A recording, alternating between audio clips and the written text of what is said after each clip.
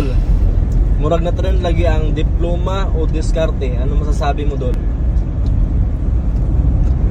Okay. Ano tayo ng diskarte versus diploma? Para sa akin,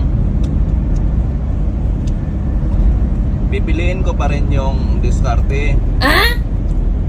Para sa akin kasi, kung hindi ka mahilig mag-aral, piliin mo talaga diskarte.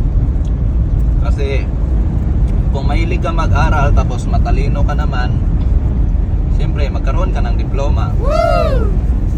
Pero kung ikaw yung taong medyo hindi mahilig mag-aral, wala masyadong gana mag-aral, mas piliin talaga natin yung diskarte. Yes! Pero para sa akin, nasa tao lang talaga yan. Kasi marami naman ngayon na successful diskarte lang.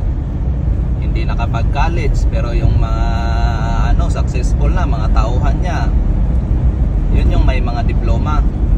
Pero may mga tao rin na successful na may-ari ng mga negosyo, hindi naman lahat na kailangan yung diploma. Ang isang importante doon, mapagkatiwalaan ka. Yan ang importante, responsable ka, mahal mo yung trabaho mo, hindi ka magka-problema sa trabaho. Anin mo yung diploma mo, hindi ka na mapagkatiwalaan sa trabaho, tanggal ka.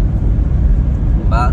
Wala kang respeto sa iyong kapwa trabaho, tanggal ka pa rin. Bakit? Kaya piliin mo na lang ang diskarte. Kaya ako, sa diskarte ako, halimbawa ngayon nagda-drive ako, tapos nilagyan ko ng diskarte magutom kaya na ng message. Yun lang, idol lang.